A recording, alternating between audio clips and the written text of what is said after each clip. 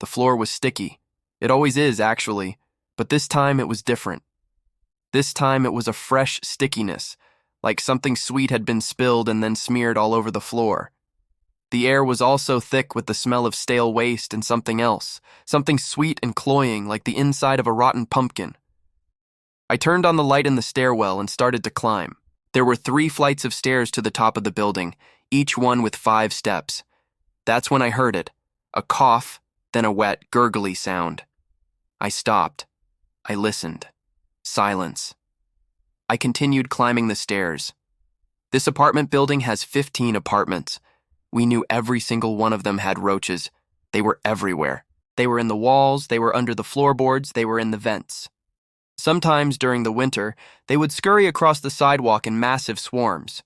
When we complained to the landlord, he shrugged and said there was nothing he could do about it. But those roaches didn't bother me. I mean, not really. I've seen bigger. And besides, I had a plan. When I got to the 3rd floor, I found apartment 3B. The door was slightly ajar. I pushed it open and went in. The apartment was small, cramped, dirty. Trash was piled up in the corners, and roaches were everywhere. There were hundreds, thousands of them. They were on the floor, they were on the walls, they were coming out of the cracks in the ceiling. And there was that wet, gurgly sound again. I followed it to the bathroom and turned on the light. There was a man standing in front of the mirror. He was tall and thin with greasy, unkempt hair and a scraggly beard. He was wearing a stained white shirt and black pants, and from his pants hung a trail of what looked like brown sugar. He turned around and smiled at me, revealing a set of yellowed teeth. His smile didn't reach his eyes. They were cold and dead. "Can I help you?" he asked, his voice raspy and low. Yeah," I stammered. "You make a lot of noise." He shrugged. "Sorry about that." It was obvious he wasn't sorry. I could see the amusement dancing in his eyes. He enjoyed making that noise. I stepped into the bathroom. "What's your name?" I asked. "You don't need to know my name," he said, his smile widening. "But you should know that I have a big appetite. Always have." "What are you talking about?" I asked, backing away from him. He stepped closer. "I'm talking about roaches," he whispered. "Do you like roaches?" I shook my head, disgusted. He laughed, a dry, hacking sound. "Good," he said. "Because I have plenty for the both of us." And with that, he turned back to the mirror and started to hum. He was humming that wet, gurgly tune I'd heard earlier. Suddenly, a cockroach the size of my hand scuttled across his face. He didn't flinch.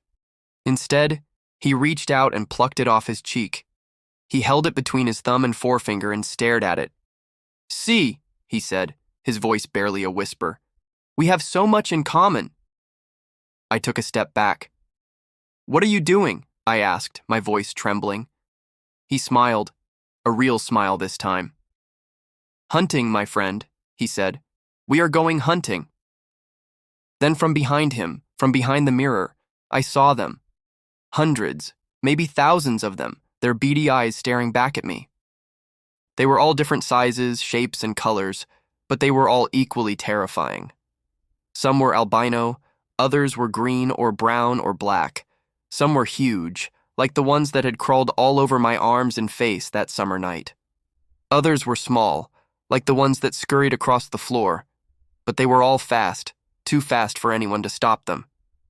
He was right. We did have something in common, I thought, scrambling for the door, but before I could reach it, they were on me, biting and stinging and burrowing under my skin. I screamed, thrashing wildly, trying to get them off me, but the more I struggled, the more they swarmed, biting and stinging and crawling all over me. I collapsed to my knees, sobbing, as he watched with amusement dancing in his eyes. "Welcome to my world," he whispered. "Now we can be together forever." Then the last thing I remember was the wet, gurgly sound as they tore me apart.